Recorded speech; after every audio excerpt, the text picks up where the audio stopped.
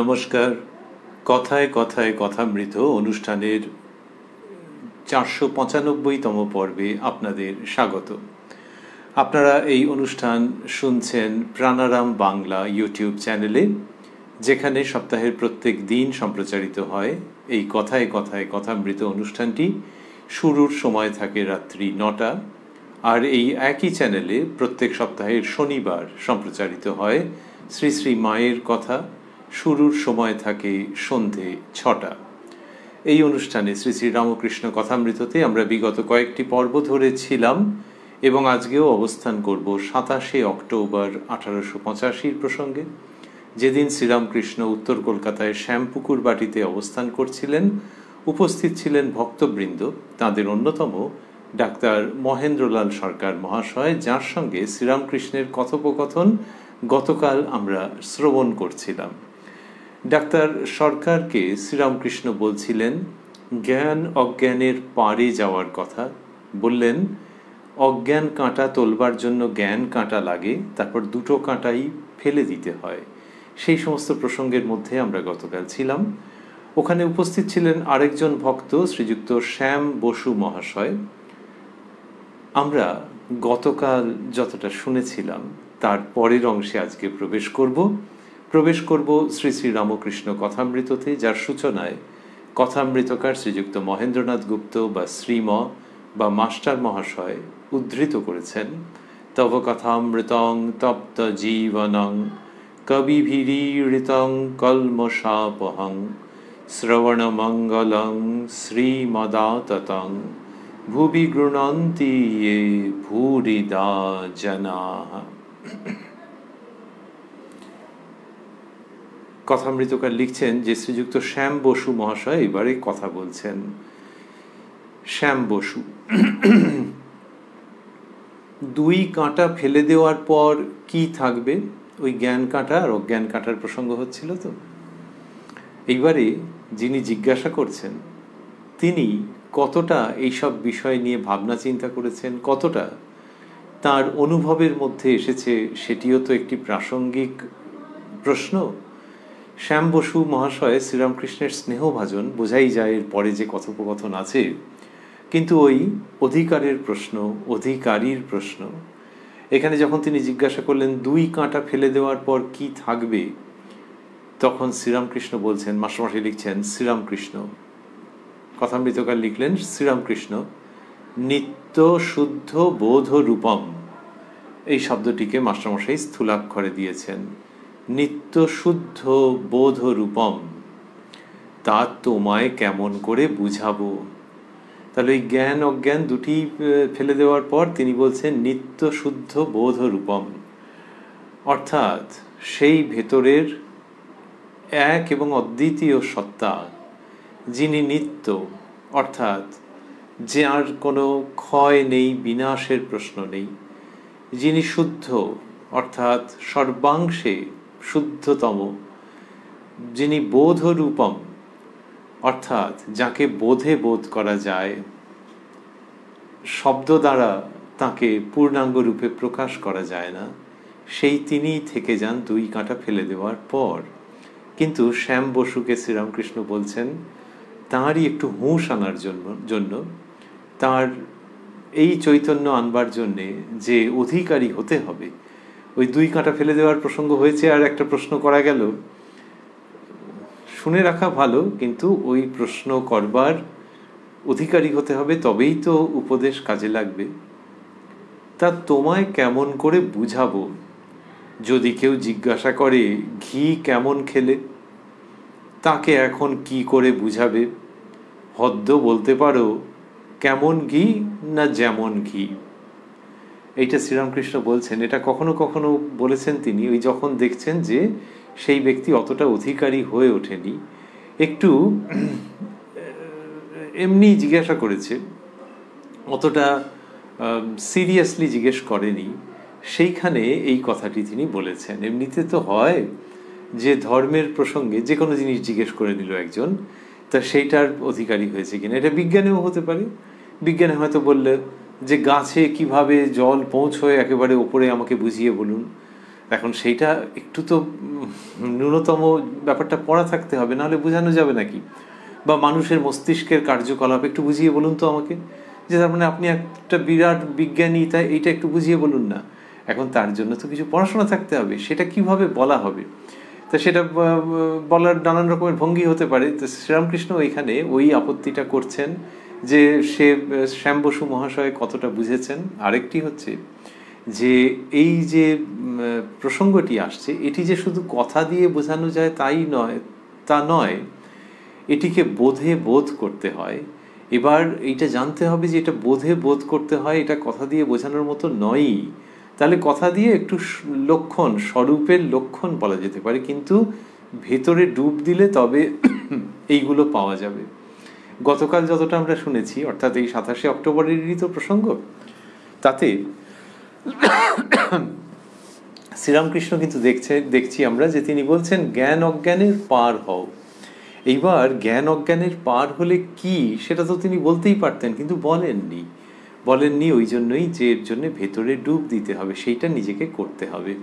আমাদের শাস্ত্রেও বলা হয় যে ওই অনুভূতি হচ্ছে স্বসংবেদ্য, পরসংবেদ্য নয়, নিজে নিজে অনুভবের বস্তু। সেইটার দিকে এগিয়ে দেওয়া, অনুপ্রাণিত করে দেওয়া, তার দ্বার প্রান্তে উপনীত করিয়ে দেওয়া, এই জন্যই এত কিছু বলা, এই জন্যই শাস্ত্র বাণী। কিন্তু ওই ডুব দেওয়ার জন্য প্রস্তুত থাকতে হবে, ডুব দেওয়ার প্রসঙ্গটা জানতে হবে। তো শ্রীরামকৃষ্ণ বললেন যে যদি কেউ বলে ঘি কেমন খেলে, কি সুন্দর করে আনছেন যে ঘি কেমন খেলে, এখন তার উত্তরে কেউ যদি বলে দারুণ, কেউ যদি বলে ও, তাই এগুলো কি কোনো কথা হলো? একজন বলছেন যে শ্রীরামকৃষ্ণ বলছেন হদ্দ বলতে পারো, মানে বড় জোর এইটুকুনি বলতে পারো, কেমন ঘি না যেমন ঘি। তাই এইটি আর কি, অর্থাৎ এর মধ্যে রয়েছে যে ঘি কেমন খেলে সেটা মুখে বলে বোঝানো যাবে না, আর একটা আহ্বানও আছে যে তুমিও যদি খেয়ে দেখো তবে বুঝতে পারবে। আরও উদাহরণ দিচ্ছেন শ্রীরামকৃষ্ণ, বলছেন একটি মেয়েকে তার একটি সঙ্গী জিজ্ঞাসা করেছিল, তোর স্বামী এসেছে, আচ্ছা ভাই স্বামী এলে কিরূপ আনন্দ হয়? মেয়েটি বললে, ভাই তোর স্বামী হলে তুই জানবি, এখন তোরে কেমন করে বুঝাবো?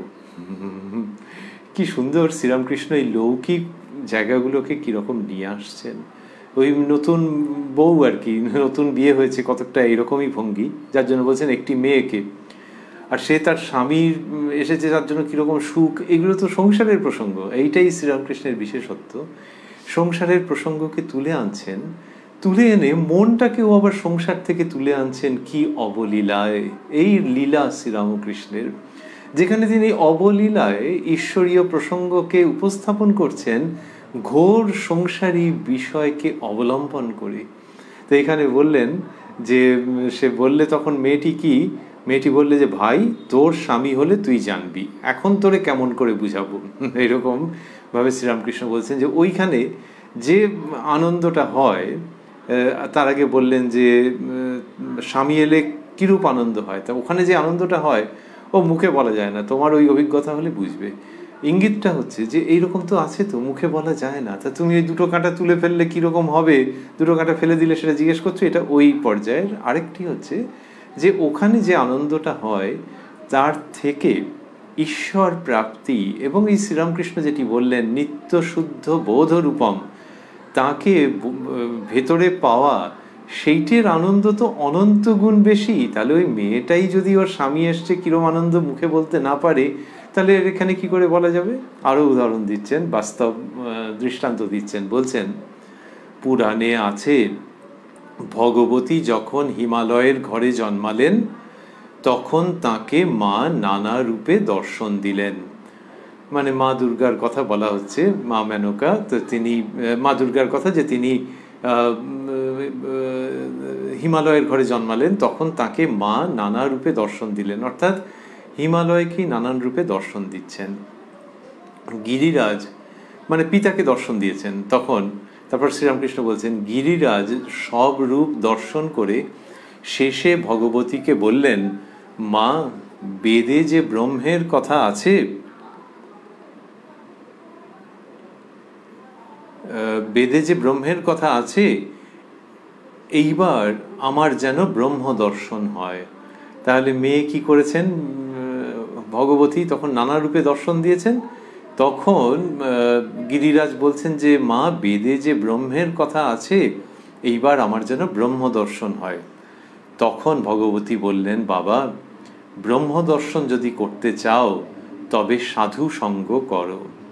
সাধু সঙ্গ শব্দটি স্থূলাক্ষরে দেওয়া আছে। তাই এইটা বলছেন যে তখন উনি বললেন যে ব্রহ্মদর্শন যদি করতে চাও তবে সাধু সঙ্গ করো, অর্থাৎ সাধু সঙ্গ করলে ওইটির সুরাহা হতে পারে, ওই দিকে তুমি এগোতে পারো। তাহলে এখানেও হচ্ছে কি বক্তব্য, যে শ্রীযুক্ত শ্যাম বসু মহাশয়কে, যে ওইটি যদি তুমি পেতে চাও, ওই চূড়ান্ত সত্য, তাহলে আরও কিছু আছে, শুধু শুনলে হবে না, সাধু সঙ্গ করো। সাধু সঙ্গ করলে তবে হবে। তাহলে সাধু সঙ্গ করলে কি হচ্ছে? সাধু সঙ্গ করলেও তো আবার মানেটা কি, যে সাধু আরও বুঝিয়ে বলবেন? তো শ্রীরামকৃষ্ণই তো বুঝিয়ে দিলে হয়। ওইখানকার ইঙ্গিতটি হচ্ছে যে সাধু সঙ্গ করো মানে সাধুর সঙ্গে থাকতে থাকতে তোমার সাংসারিক বিষয় থেকে যখন মন নিবৃত্ত হবে, যখন তোমার ইন্দ্রিয়াতীত বিষয়ের দিকে, ইন্দ্রিয়াতীত সত্তার দিকে মন আকৃষ্ট হবে, যখন মন আসক্তি বিমুক্ত হবে, তখন তুমি আরও এগোতে পারবে ওই প্রসঙ্গের দিকে, তখন তুমি আরও এগোতে পারবে। সেই জন্য সাধুসঙ্গ করা। এটার মানে এই নয় যে সাধুসঙ্গ করলেই তোমার হয়ে যাবে, কিন্তু সাধুসঙ্গ যখন তুমি করছো তখন তুমি ওই বিষয় সম্পর্কে, ওইটার সম্পর্কে আরও অধিকারী হবে। সাধুসঙ্গ, যে যিনি কিনা সাংসারিক আসক্তি ত্যাগ করে একটি জীবনের মধ্যে রয়েছেন এবং ওই আসক্তি বর্জিত জীবনের মধ্যে পরমানন্দের আস্বাদন করছেন, তিনি তাকে যখন কেউ দেখছেন তখন সেই তাকে দেখা, তার সঙ্গ করা, সেইটি করতে করতে তার ওই বিষয়ে আকর্ষণ হবে এবং তিনি তখন আরও দ্রুত অগ্রসর হতে পারবেন। এটি শ্রীরামকৃষ্ণ বলছেন যে গিরিরাজ এই উপদেশ প্রাপ্ত হলেন কন্যার কাছ থেকে। তখন ভগবতী বললেন, বাবা, ব্রহ্মদর্শন যদি করতে চাও তবে সাধু সঙ্গ করো। তার মানে কি? তার মানে হচ্ছে যে সাধু সঙ্গ হচ্ছে অন্যতম একটা উপায় বা অবলম্বন, ওই শুধু শুনলে হবে না। আচ্ছা, এইবারে যদি ভাবা হয় যে শ্রীরামকৃষ্ণের কাছে তো শ্যাম বসু মহাশয় এসছেন, তাহলে এইরকম সাধু আর কোথায় পাওয়া যাবে? সাধুর সাধু পরমহংস তিনি। হ্যাঁ, সেটা যদি প্রশ্নকর্তার ওরকম মনে হয় যে তার সঙ্গ করা, তাহলে ঠিক আছে, কিন্তু শুধু বুদ্ধির দিক থেকে, যুক্তির দিক থেকে, তথ্যের দিক থেকে কিছু শুনলাম আর তাতেই পেয়ে গেলাম, এরকমটা হবে না। আচ্ছা, শ্যাম বসু মহাশয় না হয় বলেছেন, ওই জ্ঞান অজ্ঞান দুটো কাঁটাই ফেলে দেওয়ার কথা এটা বলেছেন। শ্রীরামকৃষ্ণ যে এতটা বলছেন কি সুন্দর করে, গভীরভাবে, কিন্তু তাও যদি কেউ ভাবেন যে আচ্ছা, তিনি যেটি বলছেন সেটি তো শ্যাম বসু অতটা ভাবেননি, ক্যাজুয়ালি জিজ্ঞেস করেছেন যে জ্ঞান অজ্ঞান কাঁটা দুটোই ফেলে দিলে তারপর কি থাকে। এখন শ্রীরামকৃষ্ণ যে বলছেন যে ভেতরে ডুব দিতে হবে এবং ওটা বুঝিয়ে বলা যায় না, এটা এত রকম উদাহরণের মাধ্যমে বলছেন কেন? শ্যাম বসু মহাশয়ের প্রশ্নটির উত্তর যেমন এটি, তেমনি শ্যাম বসু মহাশয়কে আলাদা রেখেও ভাবা যেতে পারে যে সত্যি সত্যি ঈশ্বরীয় বিষয় যদি কেউ জানতে চান তাহলে তাকে ভেতরে ডুব দিতে হবে। চূড়ান্ত সত্যের যত কাছাকাছি তিনি অগ্রসর হবেন তত দেখা যাবে উচ্চারিত বাক্যের দ্বারা সংশয়ের নিবৃত্তি হচ্ছে না। প্রাথমিকভাবে হবে আকর্ষণ তৈরি হবে, কৌতূহল নিবৃত্ত হবে, অনুরাগও হতে পারে, কিন্তু যত তিনি গভীরে যাবেন এবং যত সেই পরমার্থের নিকটবর্তী হবেন তত দেখা যাবে যে আরো আরো ডুব দিতে হবে, আর ওইখান থেকে পাওয়া যাবে না। শ্রীরামকৃষ্ণ কি সুন্দর করে বলছেন যে শাস্ত্রের কিরকম প্রয়োজন। একজন চিঠি লিখেছিল, চিঠিতে লেখা ছিল যে 5 সের সন্দেশ আর একটা কাপড় পাঠাবে। চিঠিখানা খুঁজে পাচ্ছিল না। তারপর যখন খুঁজে পেল তখন ওগুলো দেখলো, দেখে চিঠি ফেলে দিল। এইবার ওই সন্দেশ আর কাপড়ের সন্ধান করলেই হলো। এই যে চিঠি ফেলে দিল, তার মানে হচ্ছে যে লিখিত উচ্চারিত যা কিছু সেগুলো এবার সরিয়ে রাখলো, সেগুলোকে তুচ্ছ করলো না, কিন্তু সরিয়ে রাখলো। এইবার সন্ধান করতে আরম্ভ করলো, মানে সাধন করতে আরম্ভ করলো, নিজের অন্তর্জগতে ডুব দিল। এইটা শ্রীরামকৃষ্ণ বলে থাকেন। এখানে পরপর যে সমস্ত উদাহরণ উপমা দিচ্ছেন তার মধ্যে ওইটি দৃঢ় হচ্ছে। এবং এরপরেও আমরা দেখব যে শ্যাম বসু আবারও এরকম একটু প্রশ্ন করছেন হালকা হালকা একটু তাত্ত্বিক ভঙ্গিতে, আর শ্রীরামকৃষ্ণ ওটার মধ্যে যেতে চাইছেন না। এখানে আমরা যে শুনলাম যে ঘি কেমন সেই প্রসঙ্গ এলো, তারপর একটি মেয়ের স্বামী এসেছে সেই প্রসঙ্গ এলো, তারপরে গিরিরাজ এবং ভগবতীর প্রসঙ্গ এলো। এইগুলির পরেও শ্রীরামকৃষ্ণ বলছেন কি সুন্দর করে, ব্রহ্ম কি জিনিস মুখে বলা যায় না। একজন বলেছিল সব উচ্ছিষ্ট হয়েছে, কেবল ব্রহ্ম উচ্ছিষ্ট হন নাই। এর মানে এই যে বেদ পুরাণ তন্ত্র আর সব শাস্ত্র মুখে উচ্চারণ হওয়াতে উচ্ছিষ্ট হয়েছে বলা যেতে পারে, কিন্তু ব্রহ্ম কি বস্তু কেউ এ পর্যন্ত মুখে বলতে পারে নাই। তাই ব্রহ্ম এ পর্যন্ত উচ্ছিষ্ট হন নাই। আর সচ্চিদানন্দের সঙ্গে ক্রীড়া রমণ যে কি আনন্দের তা মুখে বলা যায় না, যার হয়েছে সে জানে। ওইটি বোঝাচ্ছেন শ্রীরামকৃষ্ণ। আর এই যে বললেন যে ব্রহ্ম কি জিনিস মুখে বলা যায় না, এটি কি সুন্দর।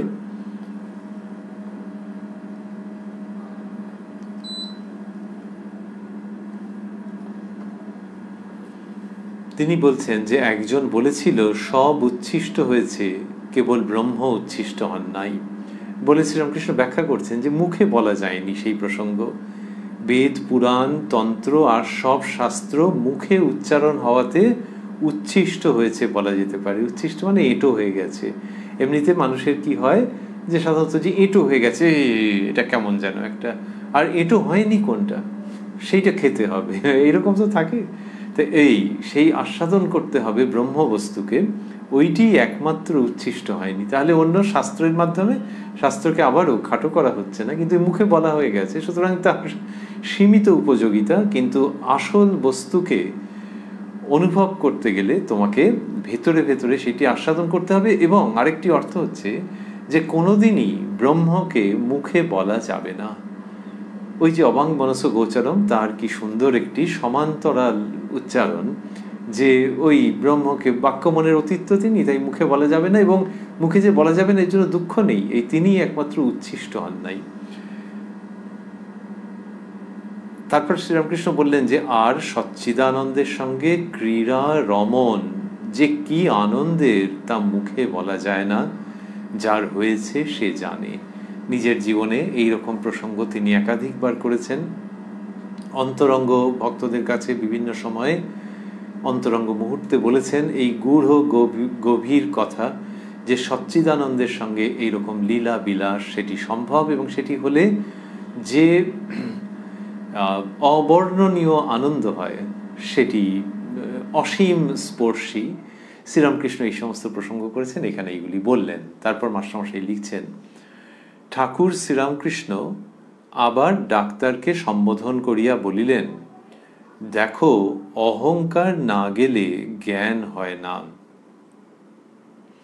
এটি আগের দিনও আমরা শুনছিলাম, অর্থাৎ এই এখন যে কথা হচ্ছে তার হয়তো 10-15 মিনিট আগে কথাটা হয়েছে, আমরা দুটি পর্বে শুনছি। দেখো অহংকার না গেলে জ্ঞান হয় না, মুক্ত হব কবে আমি যাবে যবে। এটা উদ্ধৃতির মধ্যে রয়েছে, অর্থাৎ কোনো প্রচলিত উক্তি। মুক্ত হব কবে আমি যাবে যবে। আমি ও আমার এই দুইটি অজ্ঞান, তুমি ও তোমার এই দুইটি জ্ঞান। যে ঠিক ভক্ত সে বলে, হে ঈশ্বর তুমি কর্তা, তুমি সব করছো, আমি কেবল যন্ত্র, আমাকে যেমন করাও তেমনি করি। আর এসব তোমার ধন, তোমার ঐশ্বর্য, তোমার জগৎ, তোমারই গৃহ পরিজন, আমার কিছু নয়, আমি দাস। তোমার যেমন হুকুম সেইরূপ সেবা করবার আমার অধিকার। তা ডাক্তারবাবুকে এটা বোঝাচ্ছেন যে ওই আমি আমার এটা চলে যেতে হবে, না হলে প্রাপ্তি হয় না, ঈশ্বর প্রাপ্তি হয় না। যে ঠিক ভক্ত সে বলে, হে ঈশ্বর তুমি কর্তা, তুমি সব করছো, আমি কেবল যন্ত্র, আমাকে যেমন করাও তেমনি করি।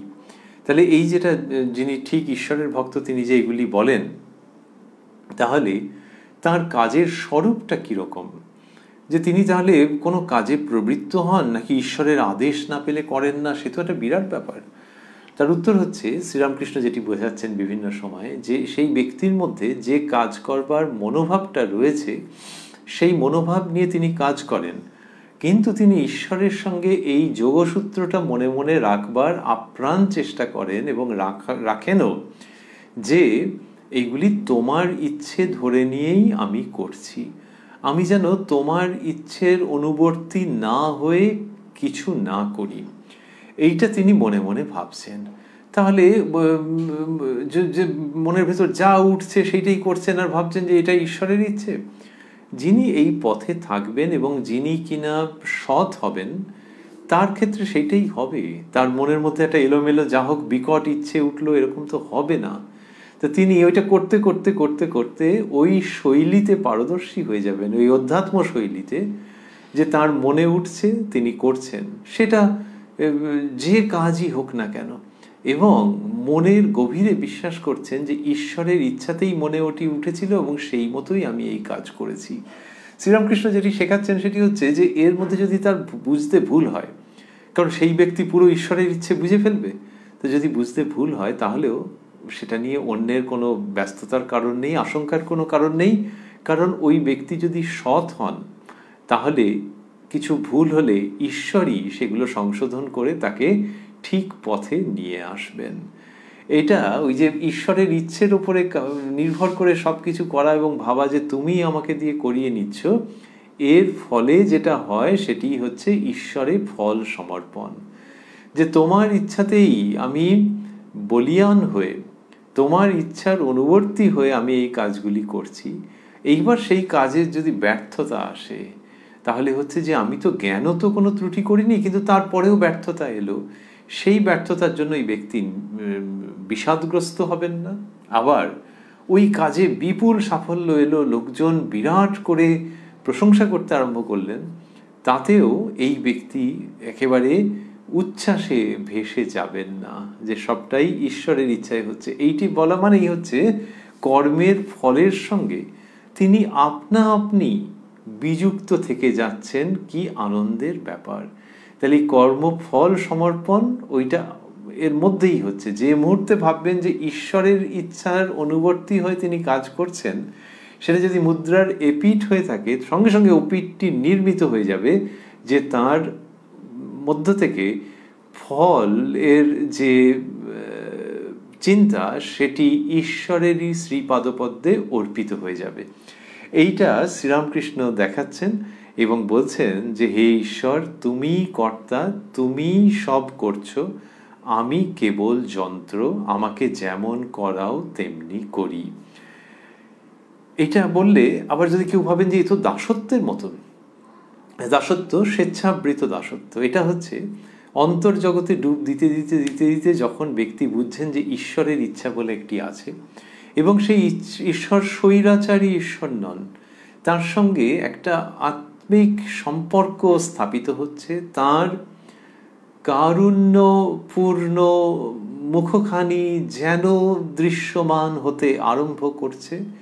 এই অবস্থায় তার ইচ্ছাতেই গা ঢেলে দেওয়া, তার ইচ্ছাতেই নিজেকে সঁপে দেওয়া, তার শ্রীপাদপদ্মে শরণাগত হওয়ার ইচ্ছা জাগ্রত হয়। সেই যে প্রবণতা জাগ্রত হয়, সেই সময়ই মানুষ এই সব কথাগুলো বলতে আরম্ভ করে। আর যখন ওই ভাব আরো পরিপূর্ণ হয়ে যায় একেবারে পুরোপুরি, তখন সর্বতোভাবে তার উপরেই সমস্ত কিছু সে নষ্ট করে দেয়, আর কর্মের ফলের আকাঙ্ক্ষা রাখে না, এবং যে কর্মগুলো করছে সেগুলো সে জানে যে সর্বাংশে তাঁরই ইচ্ছায় সম্পাদিত হচ্ছে। তা এইটি হচ্ছে। তাহলে সেই ব্যক্তি কিন্তু, তাহলে আমরা ভাবছি যে সেই ব্যক্তি যে দাসত্ব আহ্বান করে নিয়েছেন তা নয়, সেই ব্যক্তি অলস তা নয়, বরং সেই ব্যক্তির যে কর্মগুলো, তা তিনি যে আশ্রমেই থাকুন না কেন, গার্হস্থ্যাশ্রম, সন্ন্যাস, যে আশ্রমেই থাকুন না কেন, তার যে কর্মগুলো সেগুলি হচ্ছে শ্রেষ্ঠ কর্ম। বলা হচ্ছে যে এই যে নিঃশ্বাস প্রশ্বাস, এগুলোও তো কর্ম। শ্বাস নিচ্ছে, শ্বাস ছাড়ছে, এগুলোও তো কর্ম। তাহলে কর্ম না করে তো মানুষ থাকতে পারে না। তাহলে শ্রেষ্ঠ কর্মীকে যার এই ভাব। আর সেই ভাবের আরও উক্তি শ্রীরামকৃষ্ণ বলছেন যে ওই ব্যক্তি কি ভাবেন, আর এসব তোমার ধন, তোমার ঐশ্বর্য, তোমার জগৎ, তোমারই গৃহ পরিজন, আমার কিছু নয়, আমি দাস, তোমার যেমন হুকুম সেইরূপ সেবা করবার আমার অধিকার। এই যে বললেন যে এসব তোমার ধন, তোমার ঐশ্বর্য, তোমার জগৎ, ওটা ওই চিন্তা থেকেই আসছে যে তিনিময়। ফলে এই ব্যক্তির যে পয়সা কড়ি আছে, এসব মানে দুরকম অর্থে, যে ওই ব্যক্তির যা আছে আর এমনিতেও জগতে যে ধন সম্পত্তি আছে সবটা সম্পর্কেই হচ্ছে যেগুলো তোমার। জগতেরটা তবু না হয় ভাবা যেতে পারে, নিজেরটাও তিনি ভাবছেন এটা তোমার, তুমি আমাকে জমা রাখতে দিয়েছো, জমা রেখেছো আমার কাছে কিছুদিনের জন্য, তাই তো হয়, ব্যক্তি নিয়ে যেতে পারে নাকি? তাহলে ওই রকম সে ভাবছে। তাহলে ওই যে ধন সম্পত্তি, সেটার প্রতি কি সে উদাসীন, যে তার জিনিস আমার নয়, নে ভাই যে নিবি নে, সে নিয়ে চলে যায়, তা নয়। সেও সেগুলোকে সুরক্ষিত রাখে, কিন্তু সুরক্ষিত রাখে যে তাঁরই, আমার উপরে এই জীবনে এইগুলির ভার পড়েছে, এগুলির রক্ষা করবার, এইভাবে সে করছে। অর্থাৎ আসক্তির জায়গাটি নেই।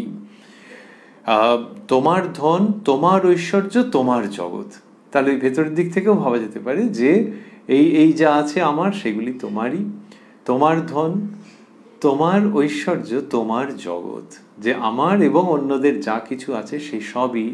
ওরকম একটা অসহায়ের মতো উক্তি ওরকম গোছের নয়। এটি হচ্ছে যে ওই পূর্ণ অনুভূতি যখন আসছে সেই সময়কার উক্তি, যে এগুলি সবই তোমার। এটা ওই ভেতরের অনুভূতি যখন পরিপক্ক হচ্ছে তখন এইরকম ভাবটি উপস্থিত হচ্ছে। আমি দাস, তোমার যেমন হুকুম সেই রকম, তোমার যেমন হুকুম সেইরূপ সেবা করবার আমার অধিকার। এটি শ্রীরামকৃষ্ণ শেখাচ্ছেন। তাহলে এই যে সেবা করবার অধিকার, সেবা করবার অধিকার মানে ওইটাই যে কর্তব্য যখন করছেন, তিনি কর্তব্যবোধেই কাজ করছেন, তো সেই কর্তব্যর ক্ষেত্রে তিনি নতুন শব্দ ব্যবহার করছেন তার জীবনে নতুন করে, সেটা হচ্ছে সেবা। যে আমি কর্তব্য করছি, অর্থাৎ আমি কর্তব্য না করলে সে ভেসে যাবে, এরকম আগে আগে মনে হতো। যার কোনো কর্তব্যের বোধই নেই, কর্তব্যের তোয়াক্কা করে না, সে নিম্ন স্তরের। উচ্চ স্তরে যার হচ্ছে কর্তব্যের বোধ আছে এবং কর্তব্য সম্পাদনের জন্য তিনি সচেষ্ট থাকেন, আর তারও উপরে হচ্ছে যে না, কর্তব্য বলা মানেও একটা সেখানে অহংয়ের ভাব আছে, যে আমি করছি, এটা তা নয়, এটা সেবা। এবং সেই সেবাটাও কি আমি অধিকার পেয়েছি বলে, তোমার যেমন হুকুম সেইরূপ সেবা করবার আমার অধিকার। শ্রীরামকৃষ্ণ শেখাচ্ছেন যে এইটা হচ্ছে জ্ঞানের লক্ষণ। যখন মানুষ ঈশ্বরের দিকে, পরমার্থের দিকে অগ্রসর হচ্ছে, তখন তার এইরকম মনে হয় যে এই জীবনটা এবং যে কর্ম, সে সমস্তগুলো বদলে যায়। বাইরের দিক থেকে দেখতে গেলে একই রকম, কিন্তু ভেতরের দিক থেকে ভাবগুলো বদলে যায়, বদলে গিয়ে এইরকম হয়ে যায়। অর্থাৎ ভেতরের ভাবের সঙ্গে বাইরের যে কার্য, সেগুলি এক তানে ধ্বনিত হয়। শ্রীরামকৃষ্ণ তারপরে বলছেন, যারা একটু বই টই পড়েছে অমনি তাদের অহংকার এসে জোটে। কা ঠাকুরের সঙ্গে ঈশ্বরীয় কথা হয়েছিল, নামটি পুরোটা দিচ্ছেন না মাস্টারমশাই, কয় আকার লিখছেন, এরকম কোনো নামের কোনো ব্যক্তি, কা ঠাকুরের সঙ্গে ঈশ্বরীয় কথা হয়েছিল। সে বলে ওসব আমি জানি। আমি বললুম, যে দিল্লি গিয়েছিল সে কি বলে বেড়ায় আমি দিল্লি গেছি, আর জাঁক করে। যে বাবু সে কি বলে আমি বাবু। এই যে বলছেন যে দিল্লি গেছে, সে কি বলবে যে খুব জাঁক করবে? তো এমনিতে তো লোকে অনেক সময় করে, কিন্তু যে কিনা ঠিকঠাক লোক, সে যদি বাইরে যায় তাহলে ওরমভাবে বলে না। তো এমনিতে লোকে বলে যে দিল্লি গেছিলাম, বলে তো, এমনকি ভাবে যে কখন জিজ্ঞেস করবে যে আমি কখন গেলাম আর কখন পৌঁছলাম, তখন ওই যে হিসেবটা দেবো, তখন বুঝে যাবে যে আকাশপথে গেছি, একটু জিজ্ঞেস করুক। তো এরকম অনেক সময় মানুষে ভাবে, কিন্তু যিনি কিনা যথার্থ বিনয়ী তিনি ওটা বলবেন না। দিল্লির থেকে একালে, সেকালে দিল্লি যাওয়া সব শক্ত ছিল, একালে হচ্ছে আমেরিকায় কেউ গেছেন। আমেরিকায় যদি কেউ গিয়ে থাকেন তাহলে যদি ঠিকঠাক লোক হয় সে হাটের মাঝখানে দুম করে বলবেই না যে আমি আমেরিকায় গিয়েছিলাম অমুক তুসুক হ্যান ত্যান, সে বলবেই না, সে বলে নাকি কখনো যদি ঠিকঠাক লোক হয়। সেইটা শ্রীরামকৃষ্ণ বলছেন যে একজন বললেন যে ওসব আমি জানি, তা ওটা ওরকম হয় না, মানে অন্যভাবে বলতে গেলে এর মধ্যে অন্য ইঙ্গিত আছে যে যদি কেউ দ্রুম করে বলে দাঁড়াও একটু খবর নিয়ে দেখতে হবে সত্যি আমেরিকা গিয়েছিল কিনা, তো সেই রকম বললেন। আরও উদাহরণ দিলেন যে বাবু সে কি বলে আমি বাবু, এটিও হচ্ছে আগেকার দিনের অর্থে, এখনকার দিনেও যে যিনি কিনা খুব বনেদি লোক, বনেদি ওই অর্থে বলা হচ্ছে যে অর্থ প্রচুর আছে, আবার মানুষ হিসেবেও তার, মানে তার অর্থ থাকুক না থাকুক, ভগবান করুন তার অর্থ থাকুক, কিন্তু তার মনুষ্যত্বের জায়গাটি স্বাধীনভাবে বিবেচ্য, independently it can be assessed and it can be realised যে তার ভেতর একটা মনুষ্যত্ব আছে, ইট ক্যান বি অ্যাপ্রিসিয়েটেড। তো সেটা কীরকম যে ওই তার বনেদি আনা আছে। তো সেই বনেদি যে মানুষ তিনি কখনো ওই রকম বলবেন না যে তার কত ধন সম্পত্তি আছে, যদি ঠিকঠাক লোক হয়। আর কেউ যদি বলে তার প্রচুর আছে এই দাঁড়াও বাড়াচ্ছে, বাড়ি বলছে মনে হচ্ছে নাকি, এরকম আর কি। তো শ্রীরামকৃষ্ণ সেটা বলছেন যে যার ওটা হবে সে মুখে ওরকম বলবে না। শ্যাম বসু তিনি আপনাকে খুব মানেন, তিনি মাস্টারমশাই বন্ধনীর মধ্যে আবার লিখেছেন কা ঠাকুর, ওই যার কথা হচ্ছিল তার প্রসঙ্গ। যেই শ্যাম বসু মহাশয় বলেছেন যে তিনি আপনাকে খুব মানেন, তখন শ্রীরামকৃষ্ণ বলছেন, মাস্টারমশাই লিখছেন শ্রীরামকৃষ্ণ, ওগো বলবো কি, দক্ষিণেশ্বরে কালীবাড়িতে একটি ম্যাথরানির যে অহংকার। হঠাৎ ম্যাথরানির কথা এসে গেল কেন? এটি হচ্ছে কারণ আছে। তা বলছেন যে ওগো বলবো কি, দক্ষিণেশ্বরে কালীবাড়িতে একটি ম্যাথরানির যে অহংকার, তার গায়ে দু একখানা গহনা ছিল, সে যে পথ দিয়ে আসছিল সেই পথে দু একজন লোক তার পাশ দিয়ে চলে যাচ্ছিল। ম্যাথরানি তাদের বলে উঠল, এই সরে যা। তা অন্য লোকের অহংকারের কথা আর কি বলবো। এইটা বলছেন যে এইরকম হয়ে থাকে। তা এই যে বললেন যে আপনাকে খুব মানেন, তখন শ্রীরামকৃষ্ণ ওইটা বলছেন যে অন্য লোকের অহংকার তো ঠিক আছে, ও হতেই পারে, যার কিনা এমনিতে কিচ্ছু নেই, তার দু একখানা গহনা ছিল সেই জন্যই তার এরকম অবস্থা। অর্থাৎ জিনিসটাকে আরেকটু তিনি সফট করে দিচ্ছেন যে এ তো হতেই পারে। আচ্ছা, তাহলে কি দাঁড়ালো যে ওই যে মানুষটির কা ঠাকুর তার কথা যে হচ্ছিল, তিনি যে বলছেন ওসব আমি জানি, তা শ্রীরামকৃষ্ণ বলছেন যে যে দিল্লি গেছে সে কি বলে, আর যে বাবু সে কি বলবে যে আমি বাবু। তারপরে শ্যাম বসু মহাশয় মন্তব্য করাতে শ্রীরামকৃষ্ণ বলছেন যে হ্যাঁ ওই ম্যাথরানিরই হয়েছিল, তাহলে ম্যাথরানির হয়েছিল আর এরও তো হতেই পারে। এটা তার মানে কি হলো যে হওয়াটা খুব স্বাভাবিক বা ঠিক আছে তা নয়। প্রসঙ্গটা হচ্ছে যে ওই একটু কিছু থাকলেই অহংকার এসে জোটে, এইটা ঠিক নয়। তো এগুলোর সব পর্যায়ক্রমে দেখো, ম্যাথরানির আছে আর কা বাবুর আরও বেশিই আছে হয়তো, কিন্তু এগুলো ঠিক নয়। উল্টো দিক থেকে দেখতে গেলে যে ম্যাথরানি বলেছেন, এখন সুইপার বলা হয় অনেক সময়, তো ব্যাপারটা বোঝা যাচ্ছে যে সেই যার কিছু নেই তারও এটা হচ্ছে, তাহলে ওটা সম্পর্কে সাবধান থাকতে হবে। বা ওই যে কিনা মুখে ওই সমস্ত জাঁক করছে, তখন ওইটা একটু মনে হবে যে সত্যিই বেশি কিছু আছে কি, সন্দেহ আছে।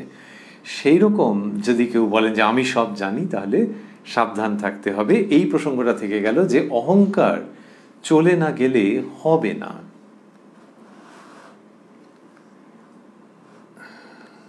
এইবার শ্যাম বসু মশাই বলছেন, ওই যে আমরা আগে স্মরণ করছিলাম যে তার ওই রকম যে একটা অভ্যেস রয়েছে যে একটু জিজ্ঞেস করা, সেরকম জায়গা থেকেই তিনি যেন জিজ্ঞেস করছেন। মাস্টারমশাই লিখছেন, শ্যাম বসু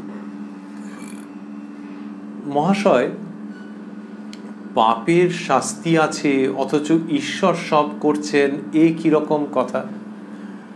এই প্রশ্নের যুক্তিটি একরকম বোঝাই যাচ্ছে যে ঈশ্বরই সব করছেন যদি, তাহলে কেউ যদি পাপ করে তাহলে আবার তাকে শাস্তি পেতে হবে। কিন্তু শ্রীরামকৃষ্ণ এইগুলোর মধ্যে ঢুকতে চান না এই জন্যেই যে এইগুলোর যদি গভীরে যাওয়া যায় তাহলে দেখা যাবে, মানে দুটো কারণে ঢুকতে চান না। একটা হচ্ছে যে গভীরে ঢুকতে গেলে দেখা যাবে যে ওটা ওই অনির্বচনীয় সত্তার দিকে চলে যাবে, শেষ পর্যন্ত যুক্তি দিয়ে বোঝানো যাবে না। তাহলে কি সেই অনির্বচনীয় সত্তা, সেটা তার সঙ্গে কোনো যুক্তির সম্পর্ক নেই? যুগে যুগে পুরুষ এবং নারী যারা সেই পরমার্থ লাভ করেছেন, তারা মানে তাদের একটা বড় অংশ বিভিন্নভাবে বুঝিয়েছেন, বা যারা পরমার্থের দিকে অগ্রসর হয়েছেন তারা বুঝিয়েছেন যে সেই যে ইন্দ্রিয়াতীত জগৎ, সেটি যুক্তি দিয়ে উচ্চারণ করা যায় না, আবার যুক্তি বিরোধীও নয়। যুক্তি বিরোধী হলে তো মন থেকে একটা অস্বস্তি হয় যে এইরকম জীবনে এরকম অভিজ্ঞতা নেই, এই যুক্তির জায়গা থেকে হচ্ছে না। যুক্তি ঠিক আছে, কিন্তু তাও তুমি মুখে বলতে পারবে না, এইরকম হচ্ছে সেই জগৎ। তো সেই জন্যে শ্রীরামকৃষ্ণ ওই পাপের বোধ তিনি সব করাচ্ছেন, ওইটার মধ্যে যাচ্ছেন না যে শেষ পর্যন্ত ওটা মুখে উচ্চারিত বাক্যের দ্বারা বোঝানো যাবে না। এটি হচ্ছে একটি দিক। আরেকটি দিক হচ্ছে যে ঈশ্বরই সব করাচ্ছেন, তাহলে পাপের শাস্তি, এইটার সঙ্গে কি তোমার ধর্মজীবন এতটাই জড়িত যে এটার মীমাংসা না হলে তুমি জপের আসনে বসতে পারছো না?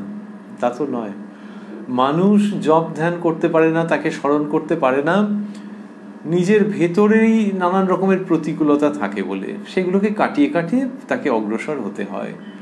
আর এই যে প্রশ্নগুলো, এইগুলো তাত্ত্বিক বলেই শোনায় যে এইগুলো ঠিক মীমাংসা একটু জানতে পারলে ভালো হতো। এর মধ্যে বুদ্ধির আহ্বান আছে। তো এই বুদ্ধির আহ্বানটা একদিক থেকে বিক্ষেপ সৃষ্টিকারী, ডিস্ট্র্যাক্টিং। ওই যে সেই ব্যক্তি যে সাংসারিক আসক্তির যে খুব হিসেব করে পাতা ফাঁদ, সেইখান থেকে নিজেকে মুক্ত করে নিয়ে আধ্যাত্মিকতার মধ্যে ডুব দেবেন, সেইখানে এইটা হয়ে যাচ্ছে অন্তরায়, যে তার ভেতরে নানান রকমের অন্তরায় রয়েছে। আর সেখানে এই এটা বিক্ষেপ, যে আচ্ছা ঈশ্বর যদি সব করছেন তাহলে পাপের শাস্তি, এই জায়গাটা, এইটা নিয়ে যখন সে আলোচনা করলো, নিজে কিছুটা পড়লো, 4-5 জনের সঙ্গে আবার আলোচনা করলো, যুক্তি দিল, এবং কেউ যখন এর বিপরীত যুক্তি দিচ্ছে তখন আবার নিজের অহংকারে লাগছে, ভাবছে যে আমাকে হারিয়ে দিল নাকি, আবার আরেকটা যুক্তি দিচ্ছে। বা এ যদি ঠিক যুক্তিও দেয় তাহলেও ঠিক নিজের মনের দিক থেকে পুরোপুরি হচ্ছে না, এই করতে করতে তার অসুবিধে হয়ে যাবে। ঠিক যুক্তি দিলেও মনের দিক থেকে হচ্ছে না, কারণ ওই যে একটা গ্যাপ থাকবেই, যেহেতু তিনি বাক্য মনের অতীত। সেই জন্য এই বৌদ্ধিক চর্চাটা মানুষকে বিক্ষিপ্ত করে গভীর আধ্যাত্মিক চর্চা থেকে। তো শ্রীরামকৃষ্ণ সেই জন্য এটাকে বেশি অনুপ্রাণিত করেন, এনকারেজ করেন না তিনি। যেই শ্যাম বসু মহাশয় বলেছেন যে মহাশয় পাপের শাস্তি আছে অথচ ঈশ্বর সব করছেন, এ কিরকম কথা? শ্রীরামকৃষ্ণ, কি তোমার সোনার বেনে বুদ্ধি? এই সোনার বেনে বুদ্ধিটা মানে হচ্ছে যে সোনার ব্যবসায়ী যিনি, তার একেবারে খুব খুঁটিনাটি, কারণ সোনা তো একেবারে একটুখানি ওজনের এদিক ওদিক যাতে না হয় সেই ব্যাপারে সতর্ক রয়েছেন।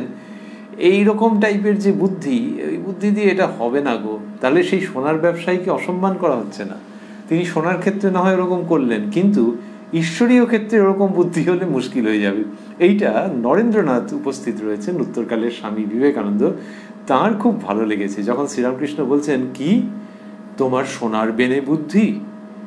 নরেন্দ্র, সোনার বেনে বুদ্ধি অর্থাৎ ক্যালকুলেটিং বুদ্ধি, এটা ওনার খুব ভালো লেগেছে এবং উনি এটা ব্যক্ত করছেন সবার মাঝখানে।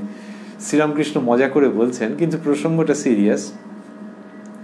ওরে পোদ, তুই আম খেয়ে নে, বাগানে কত শত গাছ আছে, কত হাজার ডাল আছে, কত কোটি পাতা আছে, এসব হিসাবে তোর কাজ কি?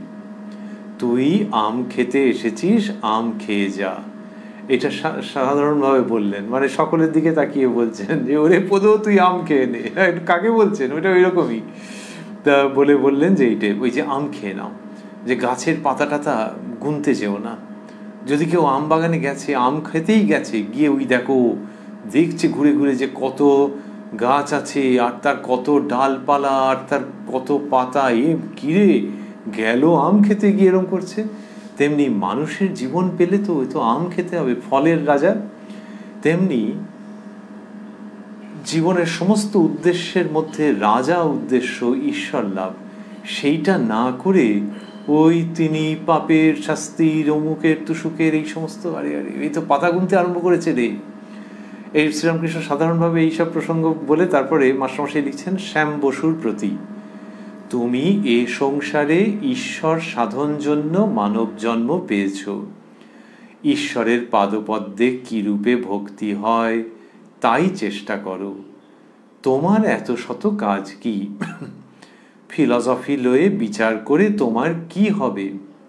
দেখো, আধপো মদে তুমি মাতাল হতে পারো।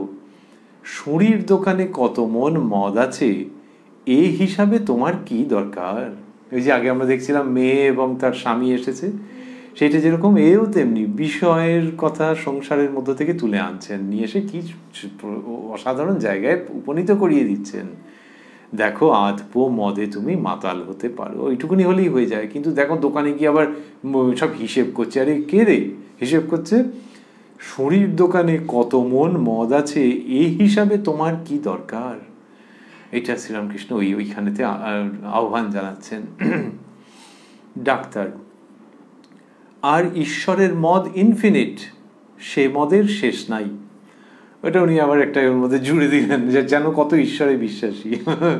তিনি ওই নিরাকারের দিকে তার মন আছে, আমরা আগে একাধিকবার দেখেছি।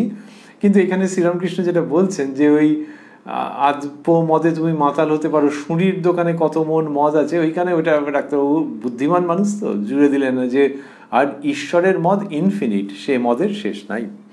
তার মানে উদাহরণটা মনে ধরেছে শ্রীরামকৃষ্ণ শ্যাম বসুর প্রতি, আর ঈশ্বরকে আমবক্তারি দাও না, তার উপর সব ভার দাও। সৎ লোককে যদি কেউ ভার দেয়, তিনি কি অন্যায় করেন? পাপের শাস্তি দিবেন কি না দিবেন সে তিনি বুঝবেন। এই বলছেন ঈশ্বরকে আমবক্তারি দাও না। তাহলে আমবক্তারি মানে এমনিতে এখনকার ভাষায় বলা হয় যেটা পাওয়ার অফ অ্যাটর্নি, তখনও হয়তো ওই ভাষাই ছিল। তো ওই পাওয়ার অফ অ্যাটর্নি যাকে দেওয়া হচ্ছে, তিনি যা করবেন তাই। কে দেয়? যে কিনা তাকে বিশ্বাস করে, তার উপরেই ওই ক্ষমতাটা দিচ্ছে যে এবার সেই ব্যক্তি যা স্থির করবেন তাই হবে, আমি আর ওর মধ্যে ঢুকবো না। সেই বলছেন যে ওই ঈশ্বরের উপর আমবক্তারি দাও। আচ্ছা, এ তো সৎ ব্যক্তিকে দেওয়ার প্রসঙ্গ হলো এখানে। আরে তার উপর সব ভার দাও, সৎ লোককে যদি কেউ ভার দেয়, তিনি কি অন্যায় করেন? তাহলে ঈশ্বরকে বলা হলো সৎ লোক। এর দুটো দিক আছে, একটা দিক প্রধান আর একটা দিক অপ্রধান। প্রধান দিকটি হচ্ছে যে এইখানে বলা হচ্ছে যে তার উপরে ভরসা রাখো। সেটা শ্রীরামকৃষ্ণ কি সুন্দর করে নিয়ে আসছেন। এই যে কথাগুলি, এগুলি একদম প্রাণের থেকে উচ্চারিত হচ্ছে। ভারতবর্ষের ধর্ম মানে তো তাই। ওটা ব্ল্যাকবোর্ডে চকখড়ি দিয়ে লিখে আঁক কষে শেষ কথা বলে দেওয়ার বস্তু নয়, সেভাবে কখনো চর্চিতও হয়নি। পণ্ডিতদের সভা হয়েছে, বিচার হয়েছে, শাস্ত্র নিয়ে আলোচনা হয়েছে, কিন্তু সকলেই এটি সম্মত হয়েছেন যে চূড়ান্ত সত্যকে পেতে গেলে নিজেকে ডুব দিতে হবে, তারপর ডুব দিয়ে যে যেরকম অনুভূতি লাভ করবেন। তো শ্রীরামকৃষ্ণ বলছেন যে সেইখানেই যে ওই তিনি সৎ লোক, হ্যাঁ, তিনি প্রতারণা করবেন না, তিনি তোমাকে বঞ্চিত করবেন না জ্ঞানত, তার উপরে ভরসা করতে পারো। এই যে কথাটি, এইটি যে শ্রীরামকৃষ্ণ বলছেন, এটা একটি অতীব মূল্যবান প্রসঙ্গ। যে যিনি অদ্বৈত পথে রয়েছেন, যিনি বিশিষ্টাদ্বৈত, যিনি দ্বৈত পথে রয়েছেন, এরা সকলেই বলবেন যে পথের শেষে যিনি, তাকে আমি মন প্রাণ দিয়ে বিশ্বাস করি। শুধু অদ্বৈত বললে তো হয় না, অদ্বৈতের মধ্যেও কত রকমের শাখা আছে, বিভিন্ন শাখা আছে। দ্বৈতের মধ্যে আছে, বিশিষ্টাদ্বৈতের মধ্যে আছে, এমন এমন ভাব আছে যেটি দ্বৈত বিশিষ্টাদ্বৈতের মাঝামাঝি, এমন এমন ভাব আছে যেটি দ্বৈত অদ্বৈতের মাঝামাঝি। তো এই সমস্ত ভাব, কত রকমের অনন্ত মত, অনন্ত পথ শ্রীরামকৃষ্ণ বলছেন। কিন্তু সেই সব পথে যারা আছেন তারা প্রত্যেকে বলবেন, সেই অসংখ্য মানুষ বলবেন যে পথের শেষে যিনি দণ্ডায়মান, তাকে ভরসা করা যায়। তিনি কখনো ফেলে দেবেন না, তিনি কখনো প্রবঞ্চিত করবেন না, সেইটা শ্রীরামকৃষ্ণ নিয়ে আসছেন যখন বলছেন যে সৎ লোককে যদি কেউ ভার দেয় তিনি কি অন্যায় করেন। এটি প্রধান দিক। আরেকটি অপ্রধান দিক আছে, সেটি হচ্ছে যে এর মধ্যে একটা অদ্ভুত কথা রয়ে গেল যে সৎ লোককে, ইংলিশে অনেস্ট পারসন, আবার এই সৎ শব্দটি আমাদের অন্যভাবে চেনা। ব্রহ্মের স্বরূপ লক্ষণ বলা হয়েছে সচ্চিদানন্দ, সৎচিৎ আনন্দ। এখন সেই সৎ মানে হচ্ছে যে যিনি সত্য এবং যিনি নিত্য, সেই অর্থে সৎ। তো দন্তস্ব খণ্ডত্ব, আর একটা অখণ্ড ধারণায় যেন শ্রীরামকৃষ্ণ পৌঁছে দিচ্ছেন যখন বলছেন যে সৎ লোককে যদি কেউ ভার দেয় তাহলে তিনি সৎ, তিনি নিত্য, আবার তিনি সৎ বটে, তিনি অনেস্ট এন্টায়ারলি। তো সেই যে যিনি সৎ তিনি আবার বাংলার এই সৎ, এটি শ্রীরামকৃষ্ণের শ্রীমুখের বাণীর মধ্যে অপূর্বভাবে মিলেমিশে যাচ্ছে। এইসব কথা বললেন যে আর ঈশ্বরকে আম্মোক্তারি দাও না, তার উপর সব ভার দাও। সৎ লোককে যদি কেউ ভার দেয় তিনি কি অন্যায় করেন, পাপের শাস্তি দিবেন কি না দিবেন সে তিনি বুঝবেন। ডাক্তার, তার মনে কি আছে তিনিই জানেন, মানুষ হিসাব করে কি বলবে, তিনি হিসাবের পার। ডাক্তারবাবু শ্রীরামকৃষ্ণের কথাগুলিকেই যেন খুব সাপোর্ট করে বলছেন, শ্যাম বসুকে এইসবগুলো বলছেন। শ্রীরামকৃষ্ণ শ্যাম বসুর প্রতি, ওই যে শ্যাম বসু ওটা যে বলেছিলেন না যে ঈশ্বরই বুদ্ধি দিয়েছেন তাহলে তিনি পাপের বিধান করবেন কি না, শ্রীরামকৃষ্ণ তখনই বলেছিলেন যে ওটা সোনার বেনে বুদ্ধি। আর এটা ওই শহরের লোকেরা এইসব নিয়ে নানান চর্চা করে সেটা তিনি জানেন। তা বলছেন, মাস্টারমশাই লিখছেন, শ্রীরামকৃষ্ণ শ্যাম বসুর প্রতি, তোমাদের ওই এক কলকাতার লোকগুলো বলে ঈশ্বরের বৈষম্য দোষ, কেননা তিনি একজনকে সুখে রেখেছেন আরেকজনকে দুঃখে রেখেছেন। শালাদের নিজের ভিতরেও যেমন ঈশ্বরের ভিতরেও তেমনি দেখে, ঈশ্বরের ভিতরেও তেমনি দেখে। এটা বলছেন যে নিজের ভেতরে বৈষম্য দোষ, নিজের পার্সিয়ালিটি করে, সেজন্য ঈশ্বরকেও ওরকমভাবে দেখে। এখানে যদি কেউ প্রশ্ন করেন যে না কিন্তু কথাগুলো তো কি করে উড়িয়ে দেওয়া যায় যে কেউ সুখে আছে আর কেউ দুঃখে আছে, তার হচ্ছে দুটো উত্তর। যে সুখে আছে দুঃখে আছে এটা কি আমাদের শাস্ত্র এটাকে কি অস্বীকার করেছে, চোখ বুজে থেকেছে?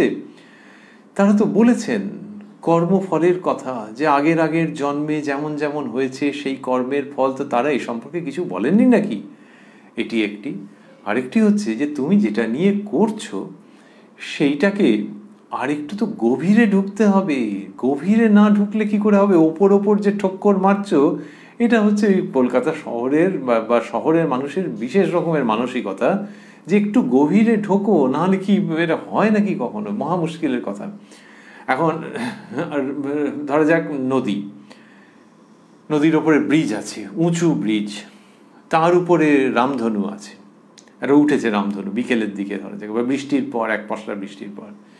এখন একজন বললে যে ওই তো রামধনুটা ব্রিজের উপর, যাই ব্রিজের উপর যাই, ব্রিজের উপর উঠি, ওখান থেকে রামধনুটা একদম কাছে দেখতে পাওয়া যাবে, হয়তো হাত দিয়েও ধরা যাবে। এ তো মহা মুশকিলের কথা। আরে দূর, তুমি এগুলো জানো না নাকি? আকাশে যে রামধনু হয় তার উচ্চতাটা কোথায় আর সেটা কি কারণে হয়, এগুলো তো জানতে হবে। তা না করে হুড়মুড়িয়ে ব্রিজে উঠে গেলে তো আচ্ছা বোকা লোক আছে দেখছি। সেই রকমই ওই ঈশ্বরের বৈষম্য দোষ, হুড়মুড়িয়ে কোথায় একটা উঠে গেলে একটা ভাবছো যে যুক্তি দিয়ে একটা বিরাট হাইটে উঠে গেছো, আরে আরেকটু জানতে হবে তো, সেটা না জেনে এরকম করা। তো রামধনু থেকে এরকম হুড়মুড়িয়ে লাভ মেরে উঠতে পারে, লোকে বললো আরে গাঁইয়া লোক, আর জানে না। এখন এসে ব্রিজ দেখেছে, ব্রিজের ওপর উঠে নাকি বাবু রামধনু ছুঁয়ে ফেলবেন, গাঁইয়া লোক। আর এখানে হচ্ছে শহুরে লোকের ওই যুক্তি দিয়ে কাউকে ঠক্কর মারবার বড় বেশি শ্লাঘা আছে, একটা ওই রকম প্রবণতা বেশি আছে। ভালো যুক্তি দিয়ে একদম ব্রিজের উপরে উঠে গেছি, গিয়ে ওই যে সমস্ত প্রসঙ্গ যে পাপ পুণ্য সেগুলোকে গিয়ে ঠক্কর মেরে দেবো, এটা টু মাচ। এটা হচ্ছে যে নাগরিক বোকামির চূড়ান্ত। তো শ্রীরামকৃষ্ণ বলছেন যে কেননা সারাদিন নিজের ভিতরেও যেমন ঈশ্বরের ভিতরেও তেমনি দেখে, বলে বলছেন হেম দক্ষিণেশ্বরে যেত। আরেকজন মানুষের কথা, দেখা হলেই আমায় বলতো, কেমন ভট্টাচার্য মশাই, জগতে এক বস্তু আছে, মান। ঈশ্বরলাভ যে মানুষ জীবনের উদ্দেশ্য, তা কম লোকই বলে। তা ওই বললেন যে ওই যিনি কিনা ওরকমভাবে বলতেন যে জগতে এক বস্তু আছে, মান। আবার বলছেন কেমন ভট্টাচার্য মশাই, তার মানে আপনি বেশ অভিজ্ঞ এবং এই জগতে মান সম্মানটাই হচ্ছে একমাত্র বেশি বোঝো, সেরকমভাবে বলছে। বললেন যে ঈশ্বরলাভ যে মানুষ জীবনের উদ্দেশ্য, তা কম লোকই বলে। শ্রীরামকৃষ্ণ এগুলি বলছেন ওই শ্যাম বসু মহাশয়ের অগভীর প্রশ্নের উত্তরে।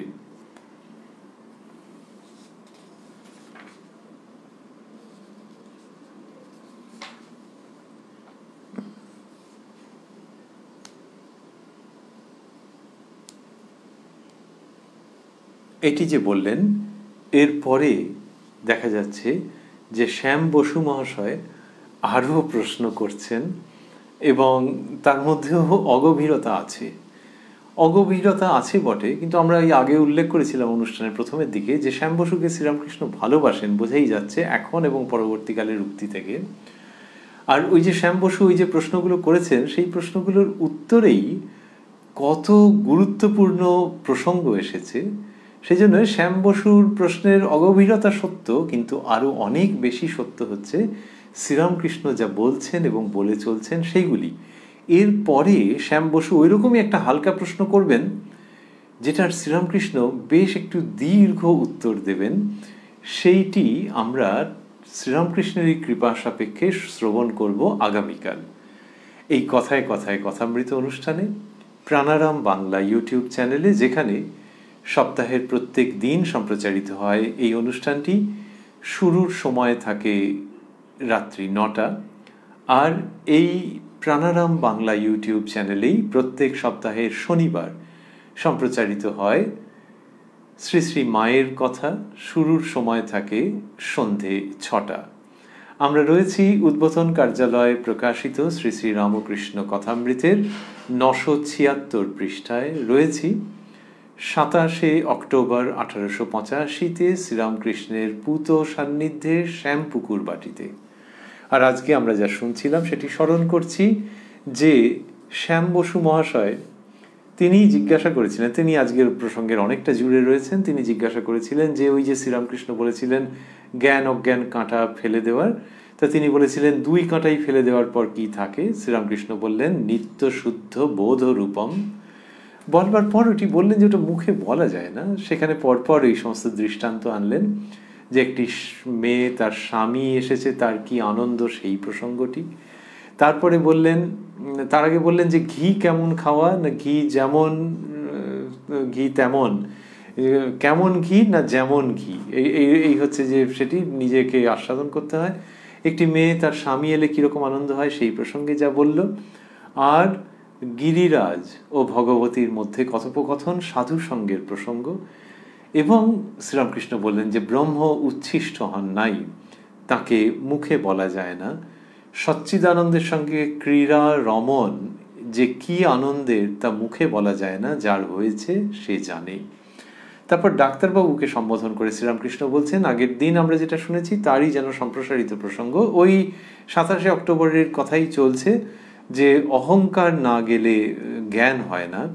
এবং সেখানে বললেন যে যে ঠিক ভক্ত সে বলে, হে ঈশ্বর, তুমিই কর্তা, তুমিই সব করছো, আমি কেবল যন্ত্র, আমাকে যেমন করাও তেমনি করি, এই সমস্ত প্রসঙ্গ। আর তারপরেই এলো প্রসঙ্গ যে একজন বলেন যে ওসব আমি জানি। শ্রীরামকৃষ্ণ বললেন যে এগুলো অহংকার থেকে হয়, অহংকারের উক্তি, সেজন্য অহংকার যেতে হবে, না হলে জ্ঞান লাভ হবে না, জ্ঞান লাভ হলে আর অহংকার থাকে না। শ্যাম বসু মশাই জিজ্ঞাসা করেছিলেন যে পাপের শাস্তি আছে অথচ ঈশ্বর সব করছেন, এ কীরকম কথা। শ্রীরামকৃষ্ণ এই প্রশ্নকে অনুমোদন করছেন না, আর বলছেন যে বাগানে যখন ঢুকেছ তখন আম খেয়ে যাও, ওই গাছ ডাল পাতা এইসবের হিসেব কেন, ঈশ্বরের পাদপদ্মে কীরূপে ভক্তি হয় তাই চেষ্টা করো, ফিলসফি লয়ে বিচার করে তোমার কি হবে, এটি বললেন। শ্যাম বসুকে বললেন যে ঈশ্বরকে আমমোক্তারি দিতে বললেন, এবং সৎ লোককে যদি কেউ ভার দেয় তিনি কি অন্যায় করেন, এটি বলছেন। বলতে বলতে আবারও বললেন যে ওই যে সব প্রশ্ন, পাপের প্রশ্ন এবং শাস্তি, ঈশ্বর কি করেন নিজের থেকে, তিনি কি শাস্তি দেন, এইসবের প্রসঙ্গে বললেন যে তো কলকাতার লোক এরা এরকম, নিজেদের ভেতরেও যেরকম সেরকম ঈশ্বরের ভেতরে তারা বৈষম্য দোষ দেখে। এই সব প্রসঙ্গ যে বললেন সেটি শুনতে শুনতেই আজকের অনুষ্ঠানের আমরা সমাপন করতে চাইব, পুনরায় ওটি স্মরণ করে যে কি সুন্দর তিনি ঈশ্বরের প্রসঙ্গ বললেন। আমাদের শাস্ত্রে আছে স্বরূপের কথা এবং আভাসের কথা, যে স্বরূপ লক্ষণ, আভাস লক্ষণ, যে ঈশ্বরের স্বরূপ সম্পর্কে কিছু বক্তব্য আছে, কিছু উক্তি আছে, আবার ওই আভাসে কিছু কিছু বলা আছে। তো এই দু ধরনের বাক্য পাওয়া যায়। শ্রীরামকৃষ্ণের যে বাক্যগুলি, এগুলি মহাবাক্যের মতো, এর মধ্যে দিয়ে অদ্ভুত রয়েছে, আভাস রয়েছে, কিন্তু প্রায় স্বরূপের কাছাকাছি নিয়ে যাচ্ছেন। সেই রকমই জায়গা আমরা শুনছিলাম যখন তিনি ঈশ্বরের সম্পর্কে সৎ কথাটি প্রয়োগ করলেন, কি অপূর্বভাবে করলেন, এবং কত ভরসার কথা, কত আনন্দের কথা, কত অধ্যাত্ম পরিপূর্ণতায় হৃদয় প্লাবিত হয়ে যাওয়ার কথা তিনি উচ্চারণ করলেন।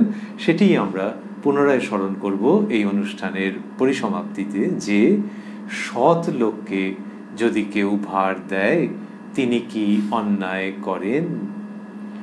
ওং নিরঞ্জনং নিত্যম অনন্ত রূপং ভক্তানুকম্পা ধৃত বিগ্রহং বৈ ঈশাবতারং পরমেশমিড্যং তং রামকৃষ্ণং শিরসা নমামঃ। প্রাণারাম প্রাণারাম প্রাণারাম প্রাণারাম প্রাণারাম প্রাণারাম। কি যেন লোকানো নামে তাই মিষ্ট এত তব নাম। প্রাণারাম প্রাণারাম প্রাণারাম প্রাণারাম প্রাণারাম প্রাণারাম।